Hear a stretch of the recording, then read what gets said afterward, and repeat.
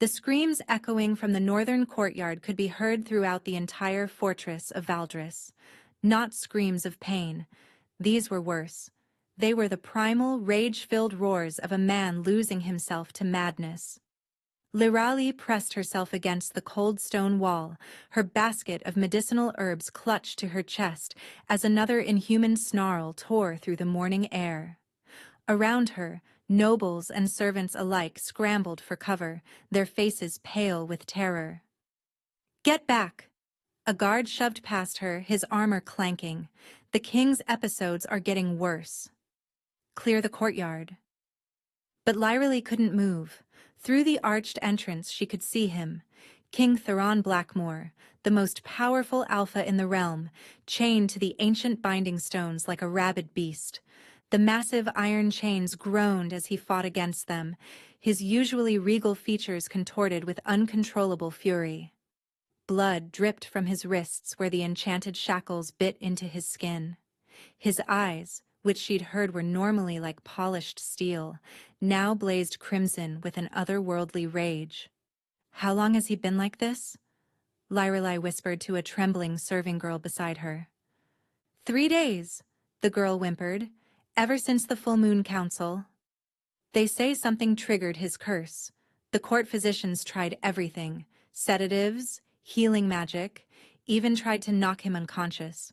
Nothing works. He just gets angrier." Lyrali knew she should leave.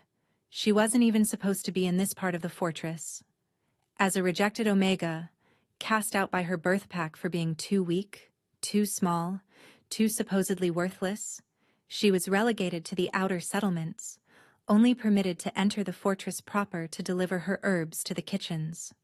The rejection mark on her wrist burned as if reminding her of her place. She was nobody. Less than nobody. Another roar shattered her thoughts. King Theron's massive frame convulsed, and one of the chains snapped with a sound like thunder. Guards rushed forward with spelled ropes, but he threw them off like they were children's toys.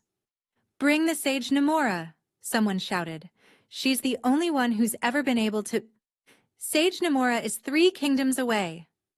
Another voice, sharp with panic. "We've sent ravens, but she won't arrive for days." "He'll destroy himself before then," an elderly advisor said grimly. "Look at him. The curse is consuming his mind, if we can't calm him soon." Lyrali watched in horror as the king threw himself against the remaining chains with such force that she heard something crack. Bone or stone, she couldn't tell. Fresh blood now poured from wounds that appeared spontaneously across his body, as if the rage was literally tearing him apart from within. "Why don't they just let him go?" she asked without thinking. Every head within earshot turned to stare at her. The elderly advisor's eyes narrowed as they took in her simple healer's robes, the basket of common herbs, and most tellingly, the faint shimmer of the rejection mark partially visible beneath her sleeve. "Let him go?" The man's voice dripped with disdain. "You ignorant creature. In this state, he would slaughter everything in his path. The last time the curse took full hold, he killed 30 of his own men before regaining himself. Now he's worse than ever." "I just meant—" Lyrali started. "Silence. Rejected one. You shouldn't even be here." The advisor turned away dismissively. "Guards, remove this." A chain shattered completely. King Theron surged partially free, one arm now unbound, claws extending as he swiped at anyone within reach. A young guard barely dodged, the king's claws tearing through his armor like paper. "Everyone back!" The command rang out. "Archers, ready the tranquilizer arrows." "No!" Lyrali surprised herself by stepping forward. "You'll make it worse. Can't you see? The more you fight him, the more the rage feeds on it." "And what would rejected trash know about alpha rage?" someone sneered. But Lyrali wasn't listening anymore. Something deep in her chest pulled her forward, an instinct she couldn't name. Her grandmother's words echoed in her memory. "You have a gift, little star. One day, when someone needs it most, you'll understand." She'd never understood what that meant. She had no wolf form, no pack bonds, no strength. What gift could a rejected Omega possibly have? King Theron's crimson eyes suddenly locked onto her movement. For a heartbeat, the entire courtyard went silent except for his labored breathing. Those burning eyes tracked her as she approached, and his lips pulled back in a snarl that made everyone step further back. Everyone except Lirali. "Don't!"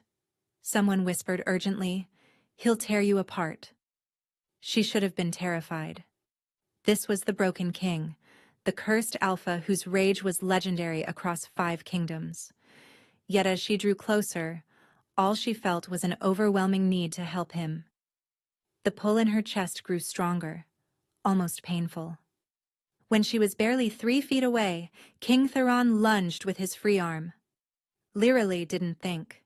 She simply reached out and placed her palm against his chest, right over his racing heart. The world stopped. The moment her skin made contact with his, King Theron's entire body went rigid. The crimson bled from his eyes like water, revealing stunning storm gray beneath.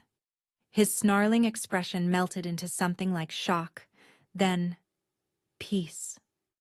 A gasp rippled through the courtyard. The king's knees buckled, but not in rage. He sank down, his free hand coming up to cover hers, pressing it harder against his chest as if her touch was the only thing anchoring him to sanity. His breathing, which had been harsh and erratic, steadied into something almost normal. "Impossible," someone breathed. Lirelai couldn't move. Where her palm touched him, warmth spread through her entire body, not the burning of her rejection mark, but something soothing, right? Like coming home after a long journey. She could feel his heartbeat slowing beneath her fingers, matching rhythm with her own. King Theron's eyes lifted to meet hers, and the look in them made her breath catch. Recognition? Confusion? Something deeper she couldn't name? "Who?"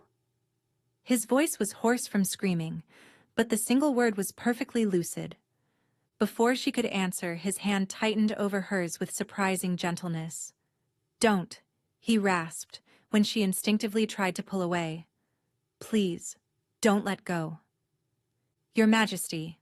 The elderly advisor stepped forward cautiously. "The chains. We should secure you properly while—" "No." The king's voice was stronger now, though his gaze never left Lirelai's face. "Remove them." "But sire." "Remove them all." It was clearly a command, even spoken in barely more than a whisper. I'm myself again." "How?" someone demanded. "What did she do?" Lirelai wanted to answer that she didn't know, that she'd done nothing, but the words wouldn't come. The king's thumb was now tracing small circles against her wrist, right over her rejection mark, and each touch sent sparks through her entire being. "What's your name?"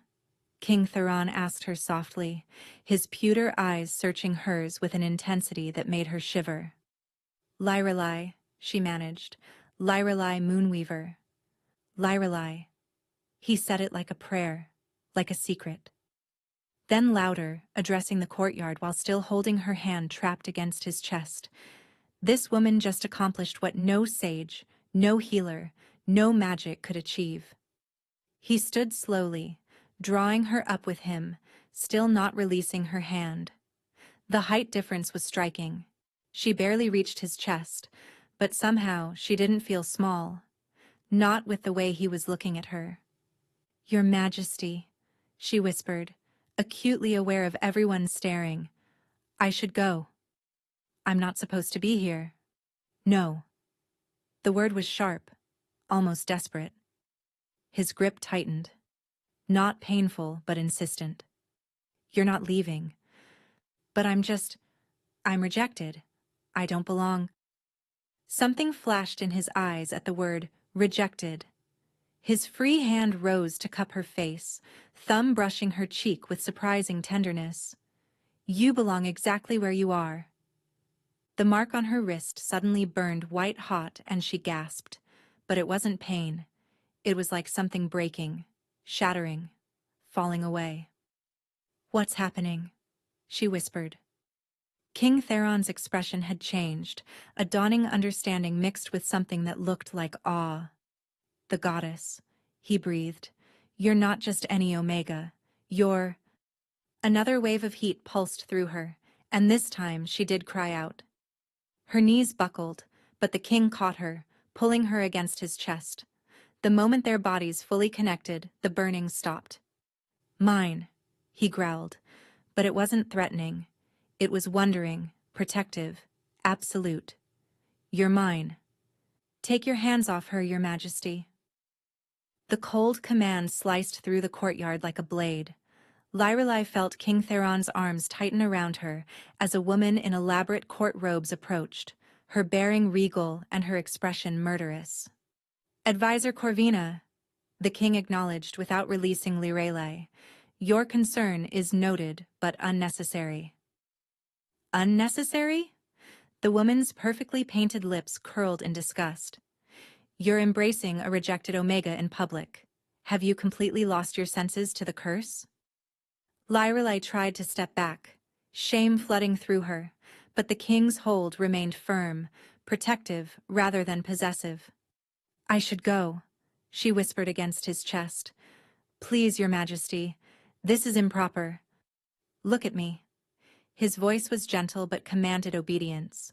When she tilted her head up, his steel-colored eyes were blazing with something that made her stomach flip. Do you feel it too? This connection? She wanted to lie, to deny the fire racing through her veins where they touched, the way her body seemed to recognize his on some primal level.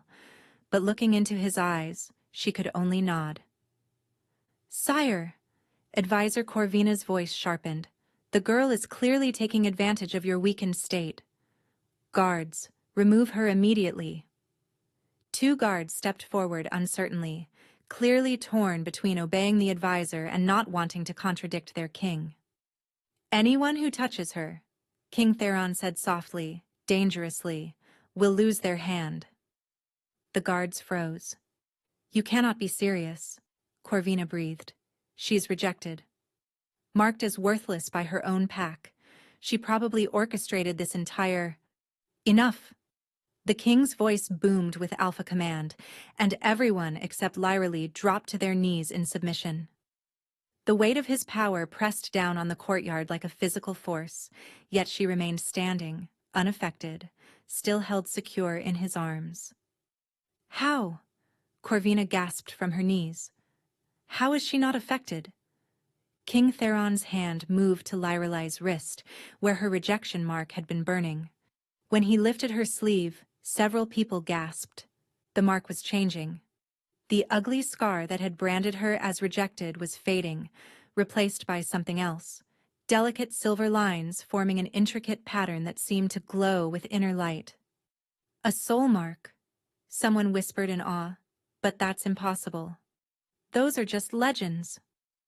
Not legends, King Theron said, his thumb tracing the emerging pattern. Each touch sent pleasure-pain through Lyrelai's entire being. Truth. She's my true mate, my soul's match. No. Corvina struggled to her feet.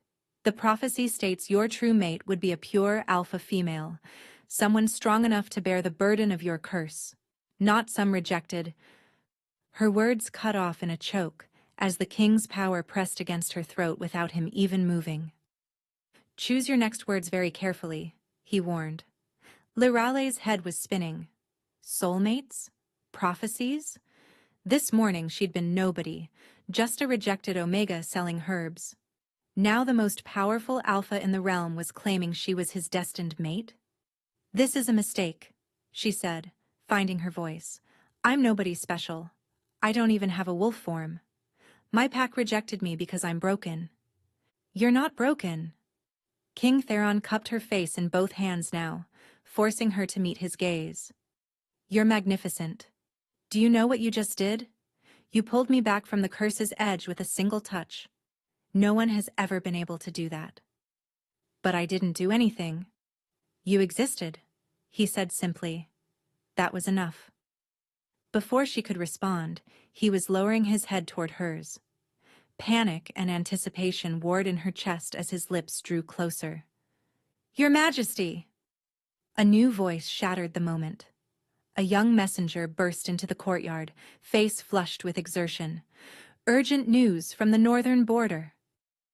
King Theron pulled back with a growl of frustration. This had better be important enough to warrant interrupting. "The savage Prince Kael is here, sire. He's demanding an audience. He says he's come to collect what's his." The king went very still. "Kael is here. How did he cross the border without—" "He brought an army, Your Majesty. 5,000 warriors. They're camped just outside the fortress walls." Lyrelai felt the tension ripple through the king's body.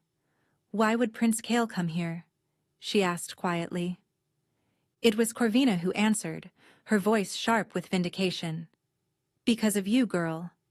Don't you recognize the name of the Alpha whose pack rejected you?" The blood drained from Lyrelai's face. Prince Kael, the younger brother of her pack's Alpha, the one who had conducted her rejection ceremony, the one who had carved the mark into her wrist himself, declaring her unworthy of pack protection. "He can't be here for me," she whispered. "He was the one who cast me out." "Unless he's discovered what you really are," King Theron said grimly. "A soulmate's power doesn't manifest until they meet their match. If he realized what he'd thrown away—" "He'd want her back," Corvina finished.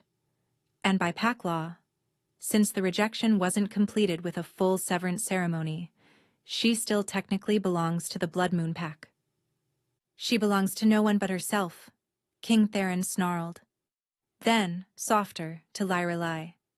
"And to me, if she'll have me." Before anyone could respond, the courtyard gates burst open.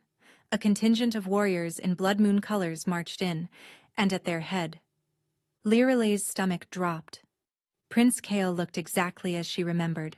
Tall, broadly built, with hair like burnished bronze, and eyes the color of old blood. Handsome in a cruel way, like a blade that promised to cut. His gaze swept the courtyard until it landed on her, still pressed against King Theron's chest. His expression darkened with calculation. "Well," Prince Kael said, his voice carrying across the suddenly silent space, "imagine my surprise when my scouts reported seeing our rejected little mouse in the arms of the cursed king himself." "State your business and leave," King Theron commanded. "You have no authority here." "Ah, but I do." Kael pulled out a scroll marked with official pack seals. "You see, Your Majesty, the rejection ceremony was incomplete. Lyrelai is still bound by pack law to the Blood Moon. She belongs to us." "I belong to no one." Lyrelai found her voice, anger overriding fear. "You rejected me. You carved this mark into my skin yourself." "A calculated decision," Kael said smoothly, his red eyes never leaving hers. "You see, little mouse, we've recently discovered some very interesting things about rejected Omegas who survive their casting out. Powers that only manifest under specific circumstances." His gaze shifted to where King Theron's hand rested on her waist, and his smile turned predatory. "It seems you've already discovered yours. The ability to calm an alpha's rage with a single touch? Do you have any idea how valuable that makes you?" "She's not a commodity to be traded," King Theron growled. "No," Kael agreed. "She's a weapon. One that belongs to the Blood Moon Pack, and I'm here to collect her." He snapped his fingers, and his warriors spread out in attack formation. "Unless," Kael continued, his smile widening, "Your Majesty would prefer to handle this more diplomatically? Single combat, perhaps? Winner takes the prize?"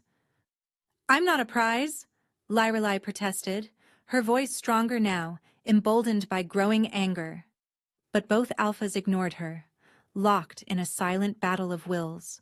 The tension in the courtyard was suffocating, and she could feel King Theron's rage beginning to build again beneath his skin where she touched him. "Your terms?" King Theron asked through gritted teeth. "Simple," Combat at sunset, 4 hours hence. If I win, Lyrelei returns with me to complete her obligations to the pack. If you win. Kale's eyes glittered with malice. I'll renounce all claim to her. Publicly, permanently. Done, King Theron said immediately. No! Lyrelei pulled back, finally breaking free of his hold. You can't just decide my fate between you like I'm property. Little mouse, Kale said condescendingly, you've never had a choice. Rejected Omegas have no rights except what their pack grants them, and I haven't granted you freedom. Rage, hot and unfamiliar, flooded through Lyrelei's chest. The new mark on her wrist blazed with silver light, and suddenly both alphas stepped back as power, raw, untamed power, pulsed from her small frame. I said, she repeated, her voice carrying a strength she'd never possessed before. I am not property. The ground beneath her feet cracked. The power erupting from Lyrelei's small frame sent everyone in the courtyard stumbling backward. Everyone except King Theron, who stood transfixed, and Prince Kale, whose cruel smile had been replaced with something like hunger. Fascinating, Kale breathed.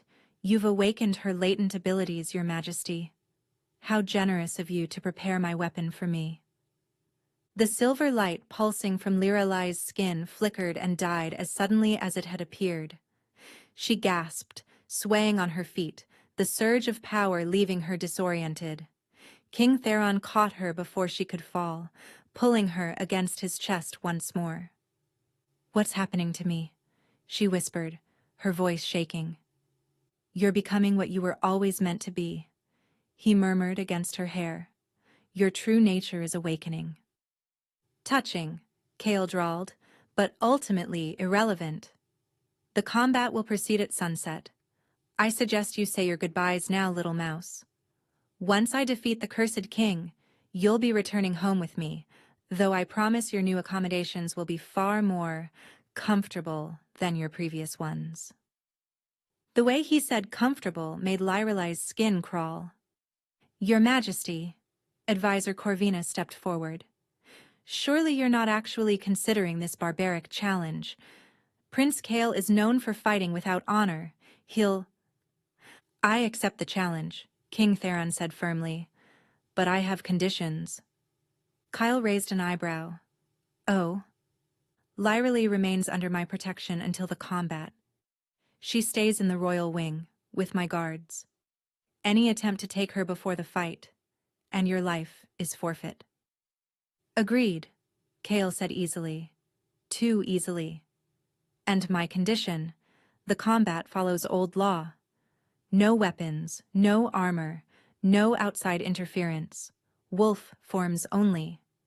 Several people gasped. Old law combat was brutal, often ending in death. Your Majesty, no! Lyrelei grabbed Theron's arm. You can't. Your curse. What if it takes hold during the fight? His storm-gray eyes softened as he looked down at her. Then you'll be there to bring me back. I won't let you risk your life for me. It's not just for you, he said quietly, so only she could hear. It's for us. For what we could be together. I've waited centuries for you, Lyrali. I won't let him take you now. Centuries? She breathed, but you can't be more than... I'm over 300 years old, he admitted. The curse that gives me my rage also gives me longevity. I've been searching for my soulmate, the one person who could calm the beast inside me for lifetimes. And now that I've found you... His hand came up to cup her cheek, thumb brushing over her cheekbone with infinite tenderness. I would fight 1,000 princes to keep you safe. How romantic! Kale's mocking voice shattered the moment. The cursed king thinks he's found true love. Tell me, little mouse, has he mentioned what happens to those who get close to him? Has he told you about Lady Seraphina, or the Omega Mira, both dead within a moon's turn of claiming his affection? Lyrelei felt Theron tense, his jaw clenching. Oh, he hasn't told you? Kale's smile was vicious. The curse doesn't just give him rage, little mouse. It devours those he loves. The closer someone gets to his heart, the faster they fade.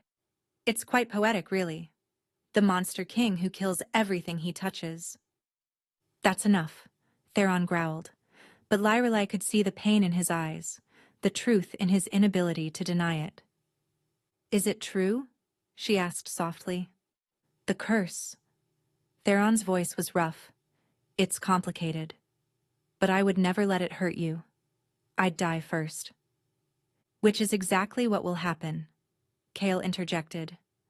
One way or another, little mouse, you'll be leaving with me at sunset. The only question is whether you'll be stepping over his corpse to do it. He turned on his heel, his warriors falling into formation behind him. 4 hours, Your Majesty. Try not to lose control and slaughter your own people before then. It would be a shame if there was no one left to witness your defeat. As the Blood Moon delegation departed, Lyrelai felt the weight of dozens of eyes upon her. The courtyard was buzzing with whispers, speculation, fear. Clear the courtyard, King Theron commanded. Advisor Corvina, prepare the royal wing. Lyrelai will... I'm not staying in the royal wing, Lyrelai interrupted, surprising herself with her growing boldness. I need answers. Real answers. About the curse. About what I am. About why touching me calms you when nothing else can. You need rest, Theron said firmly. Your power, awakening, has drained. No. She stepped back from him, immediately missing his warmth but needing distance to think clearly. You're asking me to trust you, to let you fight for me, but I know nothing about any of this. Why does Prince Kale really want me? What is this soulmate bond? And why... Her voice broke slightly. Why do I feel like I've known you forever when we just met? For a long moment they stared at each other across the space she'd created. Then Theron sighed, running a hand through his dark hair. You're right, he admitted. You deserve answers. Come with me. Not to the royal wing, he added when she started to protest. To the archive. There's something you need to see.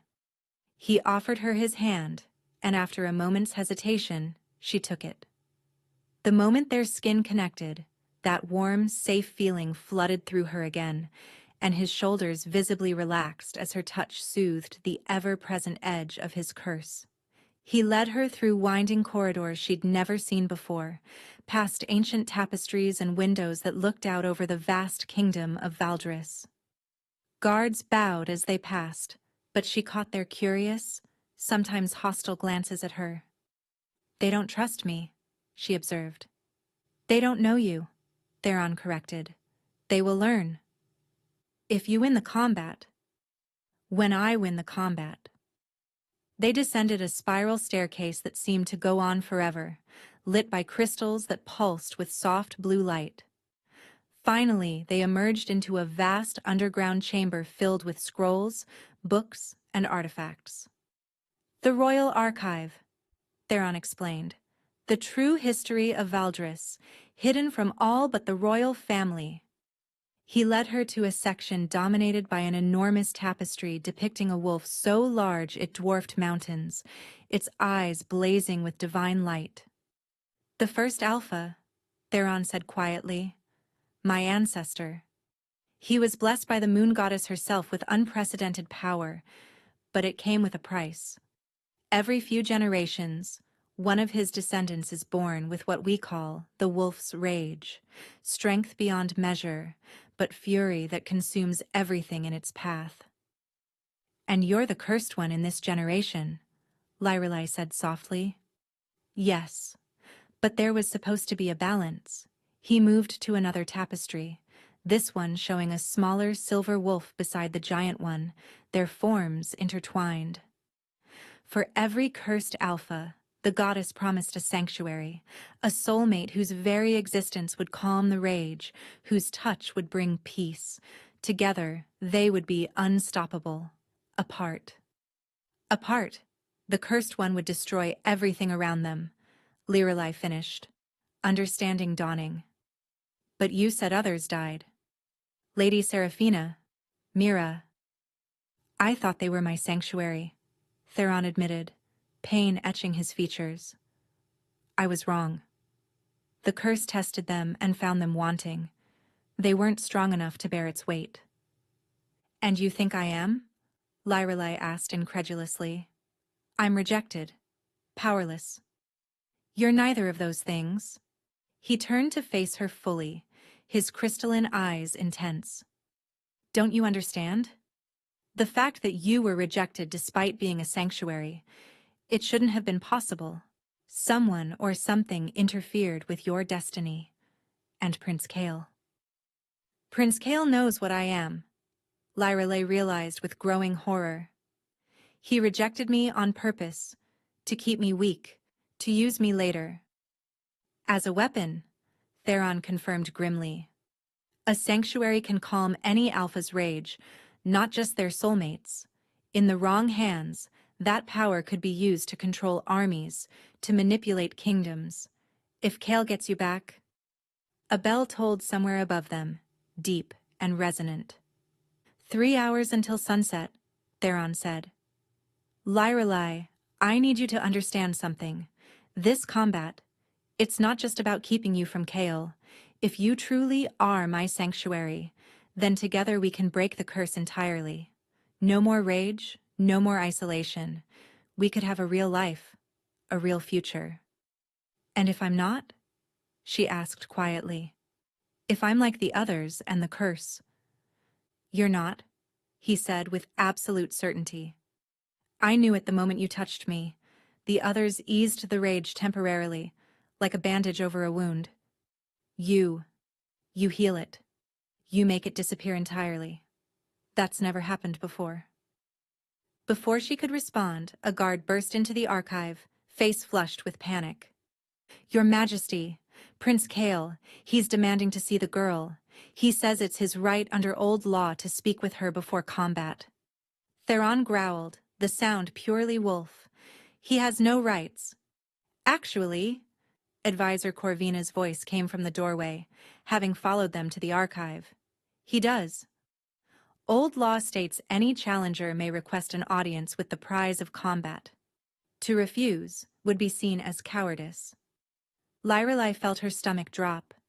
The last thing she wanted was to be alone with Prince Kael, but looking at the tension in Theron's face, she realized refusing might make things worse. I'll go, she said quietly. Absolutely not, Theron started. I'll go, she repeated more firmly, squeezing his hand. But not alone. Old law doesn't say the audience must be private, does it? Corvina looked surprised. No, actually, it doesn't. Then you'll come with me, Lyrelai said to Theron. Both of you will. Let him say whatever he plans to say, but he won't intimidate me. Not anymore. Something like pride flickered in Theron's eyes. You're already stronger than you know. As they made their way back up from the archive, Lyrelai's mind raced. 3 hours until combat. 3 hours to figure out what Kael really wanted, why he'd rejected her if he knew what she was, and how to ensure Theron survived the fight. Because despite everything, the danger, the confusion, the impossibility of it all, she knew one thing with absolute certainty. She couldn't lose him. Not when she'd just found him. Not when every touch felt like coming home. The rejection mark on her wrist pulsed with silver light, almost completely transformed now into something beautiful, something powerful. Something that marked her as his, and him as hers. The meeting with Prince Kael was held in the Great Hall, a vast chamber with vaulted ceilings and windows that cast long shadows across the marble floor. Kael stood at its center like he owned the place, his bronze hair gleaming in the afternoon light, his blood-red eyes tracking Lyrelai's every movement as she entered, flanked by King Theron and Advisor Corvina. Ah, the little mouse comes to hear the truth at last, Kael said, his smile sharp as a blade. Tell me, have you figured out yet why your awakening happened now, after 23 years of dormancy? Lyrelai kept her chin high despite the tremor in her chest. Why don't you enlighten me, since you seem to enjoy the sound of your own voice?" Kale laughed, the sound echoing off the stone walls. "There's that fire. I always knew it was there, buried beneath all that Omega submission. It's what made you perfect." "Perfect for what?" Theron growled, his hand finding Lyrelai's lower back protectively. "For my grand experiment, of course." Kale began to circle them, his movements predatory. "You see, the sanctuary bloodline was thought extinct. Wiped out in the Great Purge 2 centuries ago when kingdoms feared their power. Imagine my surprise when my Pax seer detected one hiding in our own territory, a little orphan girl with no idea what she was." Lyrelai's breath caught. "You knew. Even when I was a child, you knew." "I knew," Kale confirmed. "And I waited. Watched. Made sure you stayed weak, isolated, the perfect conditions to ensure your power stayed dormant. Because a sanctuary's gift doesn't just calm alpha rage, it can amplify it, redirect it, weaponize it. But only if the sanctuary is properly conditioned." "You mean broken," Lyrelai said, understanding flooding through her with sickening clarity. "You rejected me to break me." "Breaking was just the first step. The rejection mark I carved into you wasn't just symbolic. It was a binding rune, designed to suppress your true nature while keeping you tethered to me. Every moment of pain you felt, every time that mark burned, it was feeding me information. Your location, your emotional state, your growing power." Theron's entire body had gone rigid beside her. "You've been tracking her." Tracking, monitoring, waiting for the perfect moment. Kale's eyes gleamed with triumph. "Did you think it was coincidence that I arrived just as her powers awakened?" "The moment she touched you, Your Majesty, the binding rune alerted me. Her sanctuary nature had finally emerged, and it was time to collect my weapon." "I'm not your weapon," Lyrelai said through gritted teeth. "No? Then let me demonstrate." Kale pulled out a small crystal vial filled with dark liquid. "Do you know what this is, little mouse?" Concentrated rage essence extracted from feral alphas. One drop can send a normal wolf into a killing frenzy that lasts for days. Corvina stepped forward in alarm. "Your Highness, that substance is forbidden." But Kale had already uncorked the vial and downed its contents in one swift motion. The effect was instantaneous. Kale's eyes blazed from red to black, his body convulsing as raw, primal rage flooded his system. His bones began to crack and reshape, claws extending as he partially shifted. A roar of pure fury erupted from his throat. "Guards!" Corvina shouted. "Protect the king!" But Kyle, despite the rage consuming him, turned his black gaze to Lyrelai and spoke with terrifying clarity. "Touch me." It wasn't a request. The binding rune on her wrist suddenly blazed with agony, and against her will, Lyrelai found herself stepping forward. "No!" Theron moved to stop her, but Kale snarled. "One more step, Your Majesty, and I'll let the rage take me completely. How many will I slaughter before you can stop me? Touch me, Lyrelai, now!" The command in his voice, amplified by the binding rune, was irresistible. Lyrelai's hand reached out, trembling, and the moment her fingers made contact with Kale's arm, she understood his true plan. Her power flowed into him without her consent, calming the artificial rage, bringing him back from the brink. But more than that, she could feel him pulling on her energy, draining her, using her like a battery to fuel his own strength. "You see?" Kyle said, his voice smooth again as the rage receded. "With you bound to me, I can induce rage in myself or any alpha, then use your power to control it.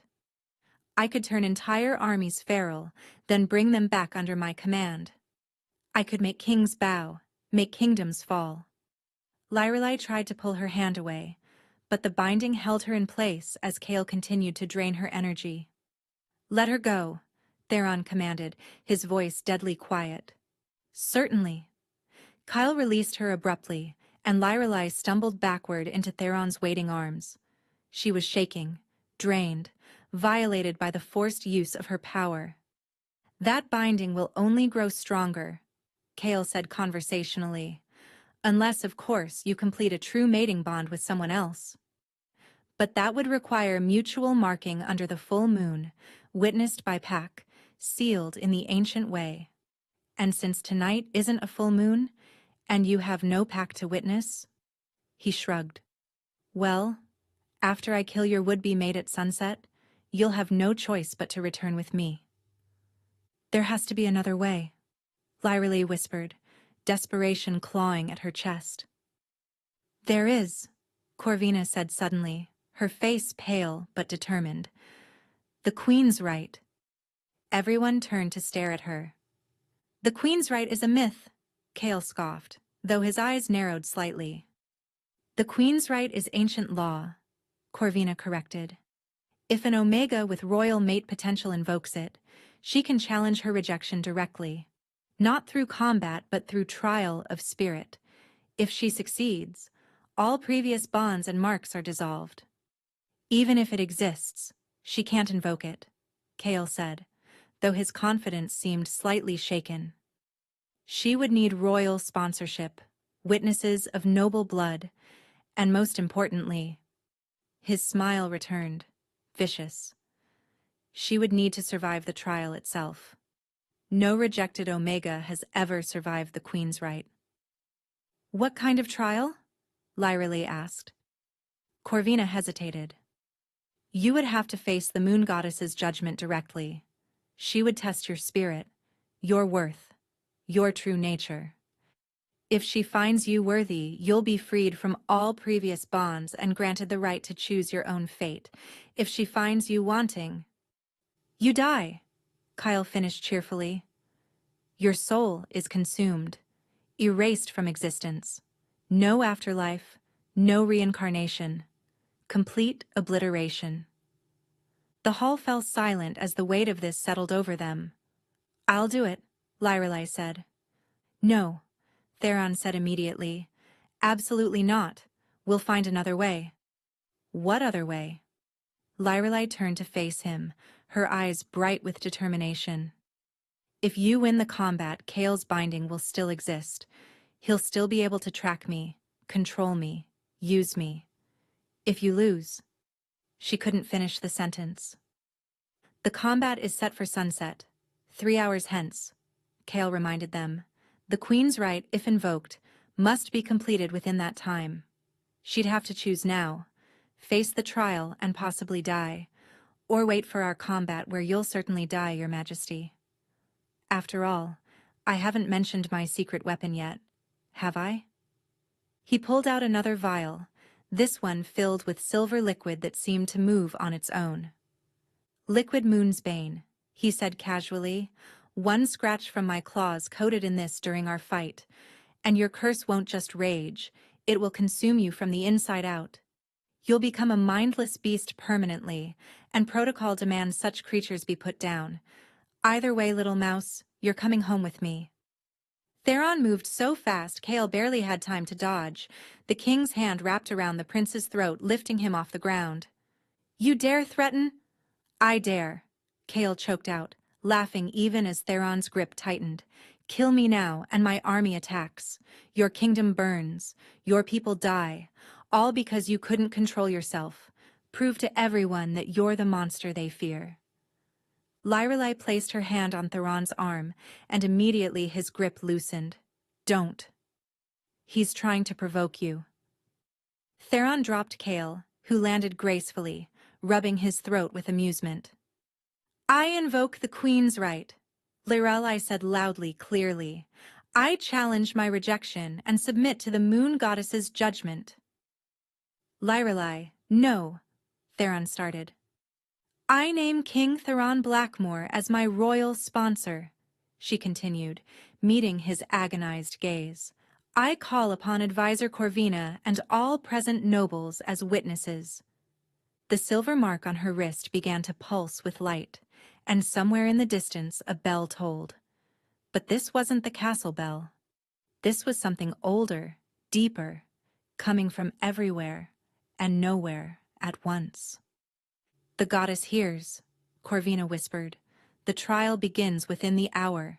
You have that time to prepare." "This is delicious," Kyle laughed. "Either she dies in the trial, breaking your heart and leaving you vulnerable for our combat, or by some miracle she survives, and I still get to kill you and take her. Perfect." He strode toward the door, pausing to look back. "1 hour, little mouse. I do hope you survive the trial. It would be such a waste to lose my favorite toy before I've had a chance to truly play with it." After he left, Lyralei's knees finally gave out. Theron caught her, pulling her against his chest. "Why?" he whispered against her hair. "Why would you risk this?" "Because I'm tired of being owned," she said softly. "My whole life, I've belonged to others. My pack, KL, even this bond with you. None of it was my choice. If I'm going to die, at least let it be on my own terms." "You're not going to die," Theron said fiercely. "I won't let you. You can't protect me from this. The trial is mine alone to face." "Then I'll wait for you," he promised. "And when you emerge victorious, because you will, I'll be here." "What if I don't?" He silenced her with a kiss. It was desperate, fierce, pouring all his fear and hope and growing love into the connection. When they broke apart, both were breathless. "You will," he said simply, "because you're the strongest person I know, rejected, suppressed, bound, and still you stand, still you fight. The goddess will see your worth, just as I do." The sacred chamber hadn't been opened in over a century. Located in the oldest part of the fortress, its walls were carved with symbols that seemed to shift and move in the candlelight. At its center stood a pool of liquid starlight, or what looked like starlight, silver and luminous and impossibly deep. "The moon pool," Corvina explained as she led Lyrelei into the chamber. "When you enter, your spirit will be drawn into the goddess's realm. Your body will remain here, but if your spirit fails the trial—" "My body dies too," Lyrelei finished. She stood at the pool's edge wearing a simple white shift that seemed almost translucent in the ethereal light. "I understand." "Do you?" Theron paced the chamber's perimeter like a caged wolf. "The goddess doesn't test strength or power. She tests truth. Every lie you've told yourself, every fear you've buried, every dark thought you've had, she'll drag it all into the light. Most spirits break under the weight of their own truth." "Then I'll face it," Lyrelei said with more confidence than she felt. "I've been broken before. I survived. This is different." "I know it's different," Lyrelei snapped, then softer. "I know. But Theron, I need to do this. Not just to break Kale's binding, but for me. To know who I really am beneath all the marks and bonds and expectations." The bell tolled again. Closer now, vibrating through the very stones. "It's time," Corvina said. Lyrali turned to Theron one last time. "If I don't, you will."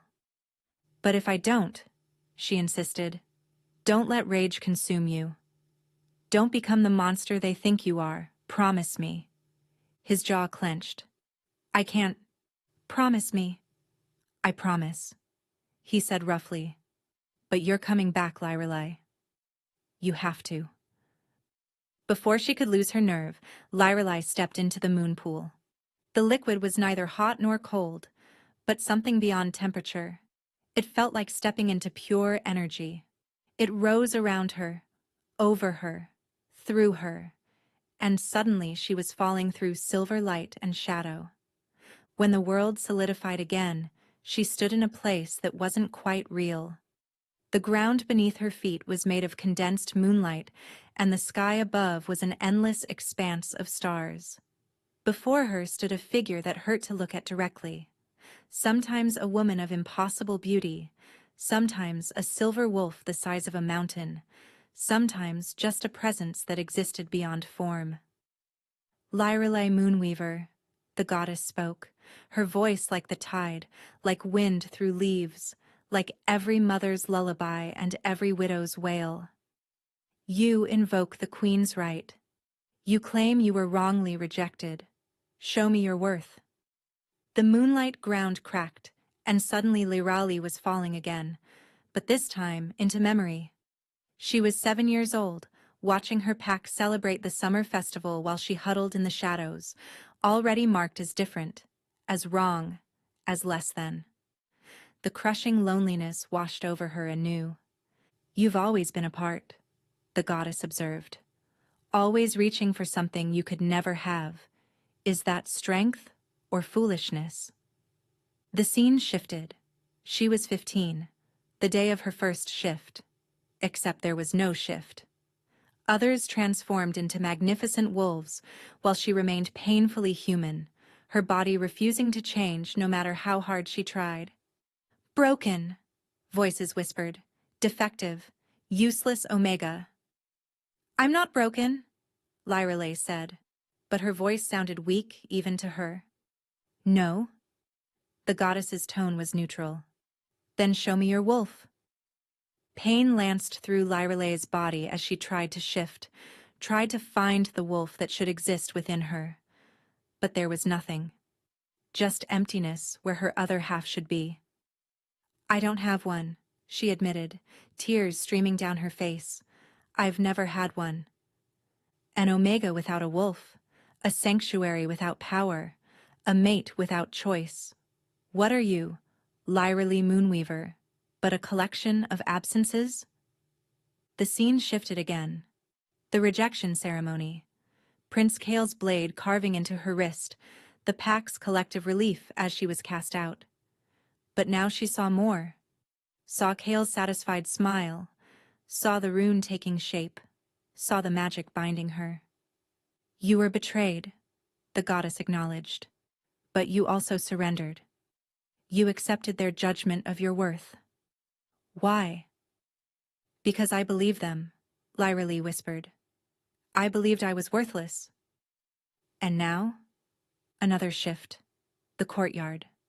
Theron in chains, raging, the moment her hand touched his chest. Now I know I have worth, Lyrelei said, voice growing stronger. My touch calms him. My presence brings peace. His peace, the goddess corrected. But what about yours? You trade one master for another, one bond for another. Where is Lyrelei in all of this? The truth of it hit like a physical blow. Even with Theron, kind as he was, she was still defined by her usefulness to others. Show me, the goddess commanded, who you are when no one needs you. Who is Lyrelei when she's not calming rage or serving others or trying to earn acceptance? The memories fell away, leaving Lyrelei standing alone in that space of moonlight and stars. For a long moment she couldn't answer. Who was she without those roles? She started, then stopped. I don't know. Then you fail. The goddess began to turn away. Wait, Lyrelei called out. I don't know because I've never been allowed to find out. From birth, I've been shaped by others' expectations. But that doesn't mean I'm nothing. It means I'm possibility. The goddess paused. I may not have a wolf, Lyrelei continued, strength building in her voice. But I have something else. I have the courage to stand before you knowing I might be destroyed. I have the compassion to help someone who is suffering even when it cost everything. I have the will to invoke this right even knowing I might fail. Pretty words, the goddess said, but words aren't truth. What is your true nature beneath all the bonds and marks and expectations? Lyrelei closed her eyes, reaching deep within herself, past the rejection mark, past the soul bond, past every label that had been placed upon her. And there, in the deepest part of her being, she found it. Not emptiness. Light. Pure, silver, radiant light that had always been there, waiting. "I'm not broken," she said, opening eyes that now blazed with silver fire. "I don't have a wolf because I am something else. Something that was hidden, suppressed, but never destroyed." "And what is that?" "I am the bridge," Lorelei said, understanding flooding through her. "Not fully human, not fully wolf, but something in between. I'm what happens when the goddess's light takes a different form. I don't shift into a wolf. I shift into pure energy, pure healing, pure connection. That's why I can calm any alpha. Not because I'm their omega, but because I'm the goddess's own hand, bringing balance where there is chaos." The space around them exploded with light, and suddenly the goddess was visible in her true form, terrible and beautiful, ancient and eternal. "You speak truth at last," she said, and for the first time there was warmth in her voice. "You are not Omega. You are Luminary, the light bringer, the peace weaver, the one who stands between. Your rejection was not just wrong, it was blasphemy against my design." The rejection mark on Lorelei's wrist began to burn, but this time she welcomed the pain. She watched as the binding rune Kale had carved dissolved, replaced by marks of pure starlight that spiraled up her entire arm. "The Queen's right is satisfied," the goddess declared. "You are freed from all false bonds, all wrongful marks. Your fate is your own to choose. But know this, your true power is only beginning to wake. What you've felt until now is a candle. What you're capable of is the sun." "What about Theron?" Lyreley asked. "The soul bond was never a bond of ownership, but recognition. His soul recognized yours as its complement. Whether you accept that recognition is your choice. But choose quickly, child. The Prince of Bloodmoon has already begun the combat, and he fights without honor." "What?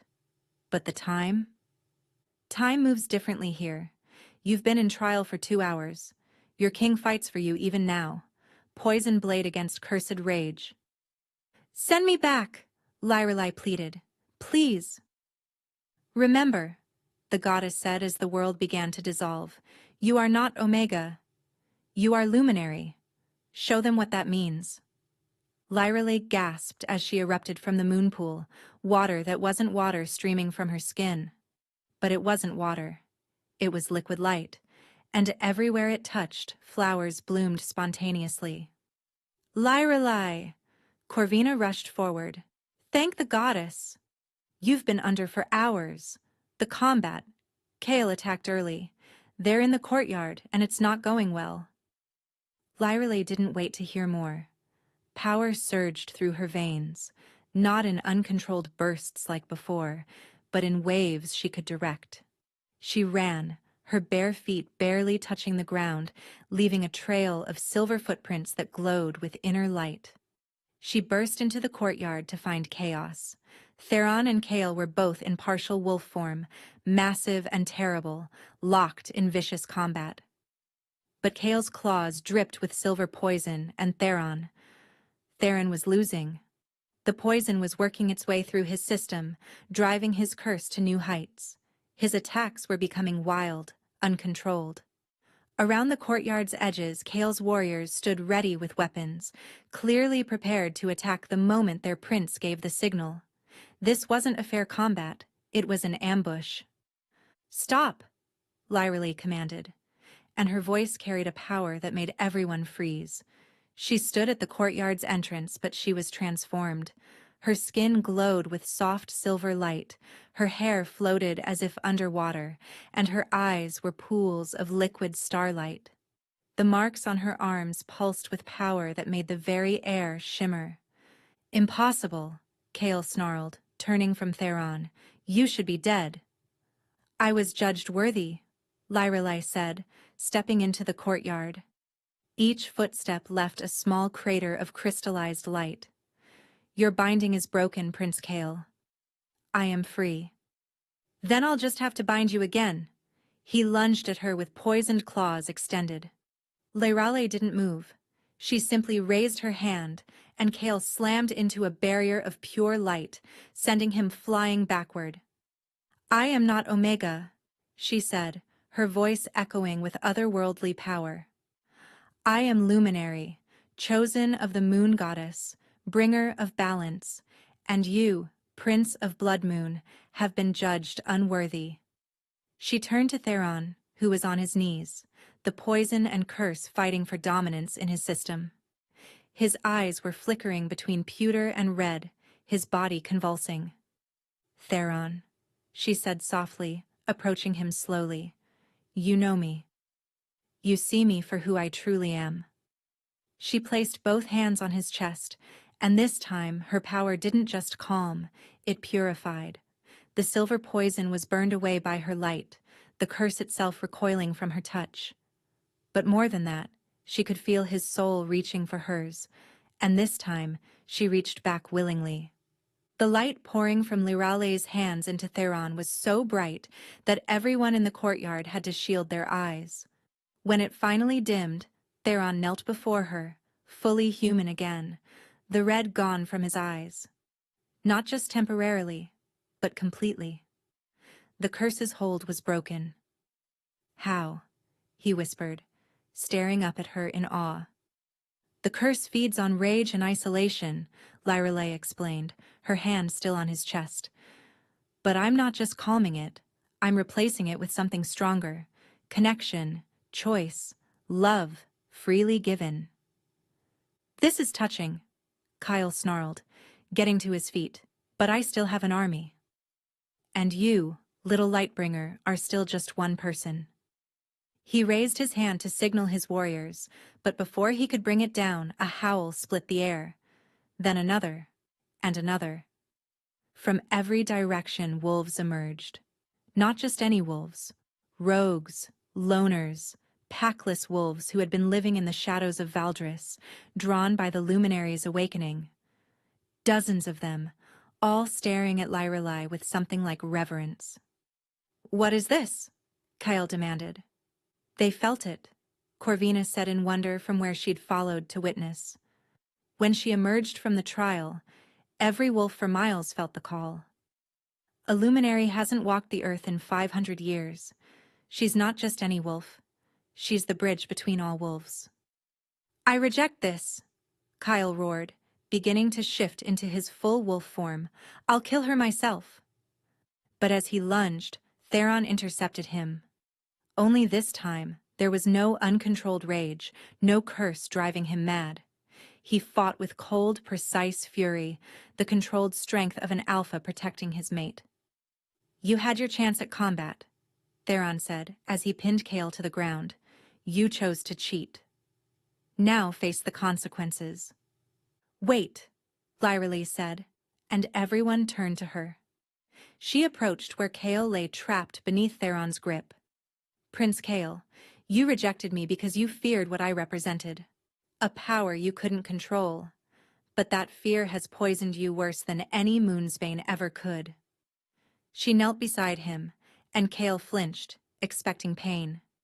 Instead, she placed her glowing hand on his forehead. I could destroy you, she said quietly. The goddess gave me that power. But destruction isn't balance. So instead, I give you a choice. Submit to judgment. True judgment, not the kind you tried to force on me, or flee now and never return. What judgment? He asked warily. Feel what I felt, she said simply, and her light poured into him. Kale convulsed as 23 years of rejection, isolation, and pain flooded through him.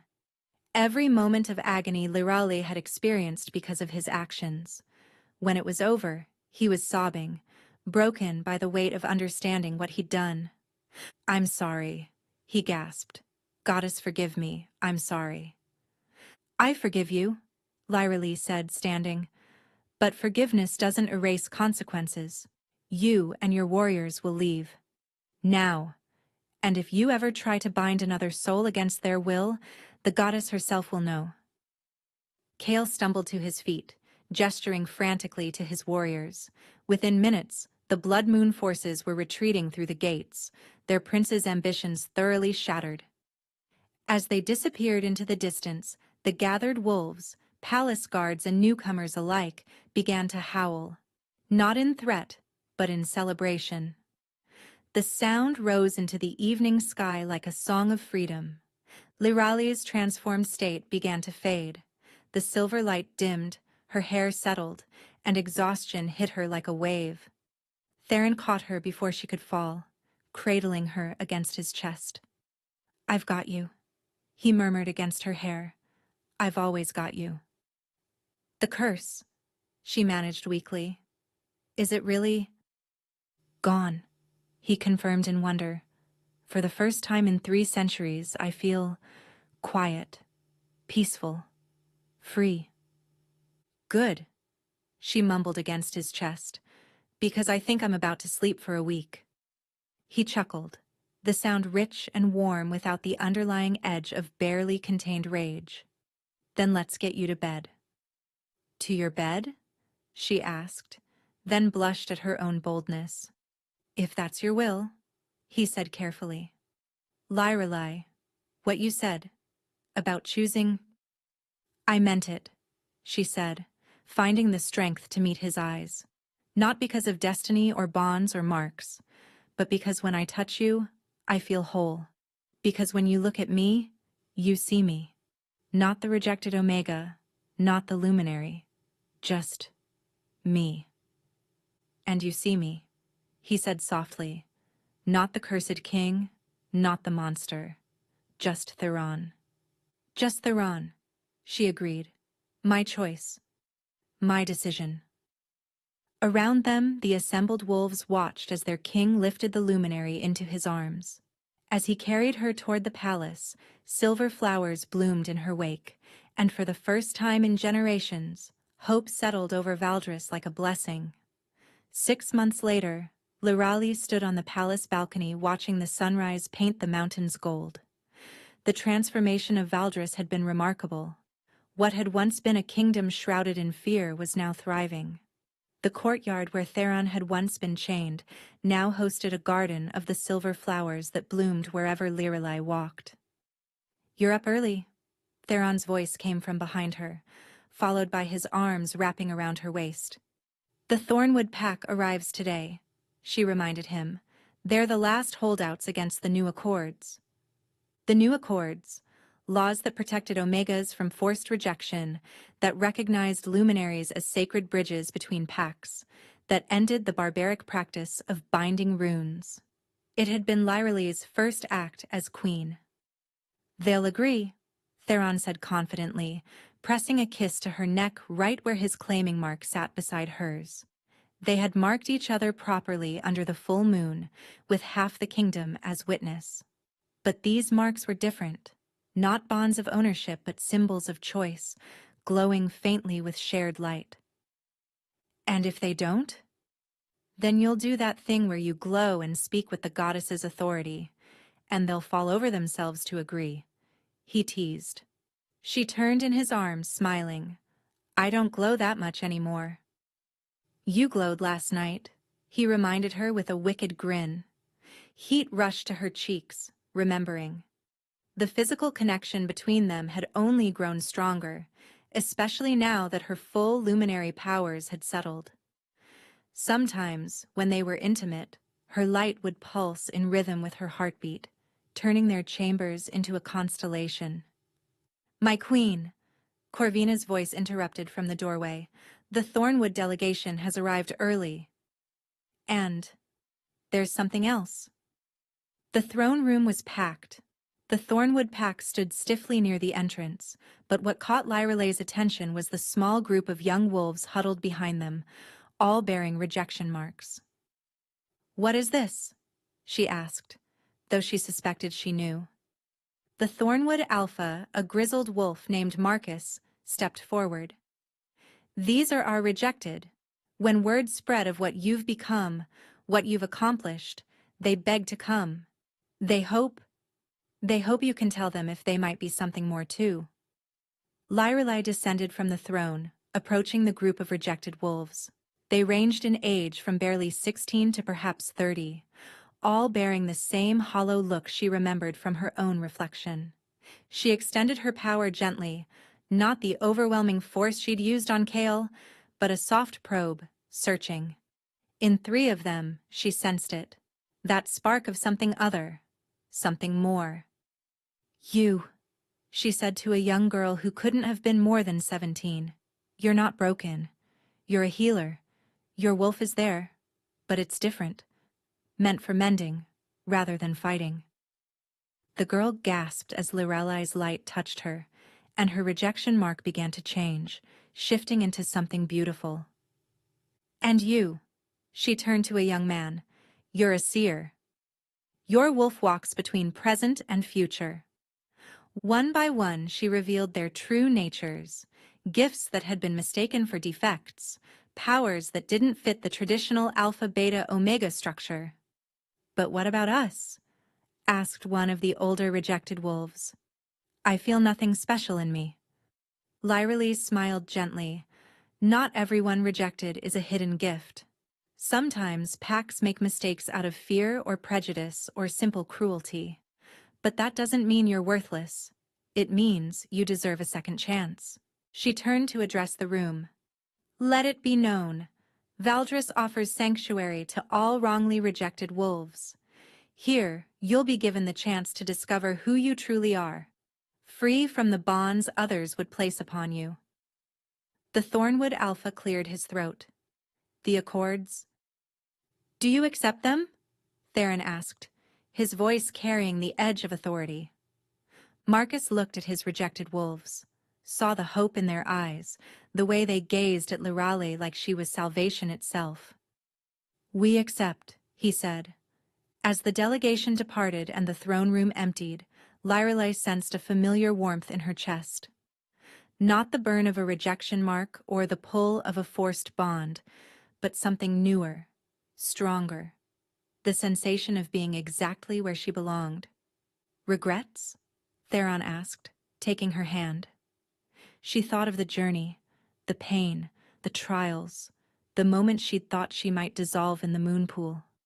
Then she thought of this, the lives they'd changed, the kingdom they'd transformed, the love they'd built.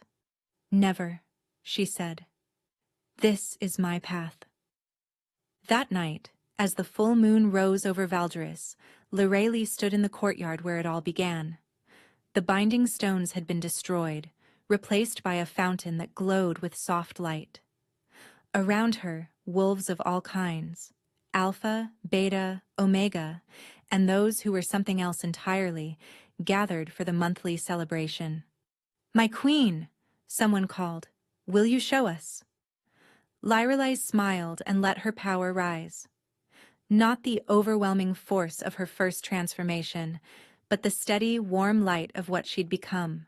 A bridge between worlds, a healer of wounds, a breaker of false bonds. Her light expanded, touching every wolf present, and for a moment they were all connected. Not through force or dominance, but through choice and recognition. In that light, there were no rejected, no outcasts, no unwanted. There was only pack, only family, only home. When the light faded, Theron was there, as he always was, his hand finding hers in the darkness. I love you, he said simply. And I want this, she replied. Today, tomorrow, always, you're my decision. Above them, the moon smiled down, full and bright, blessing what choice had created where force had failed. The cursed king and his luminary queen, not bound by fate but by the most powerful force of all, love freely given, freely received, freely chosen, every single day.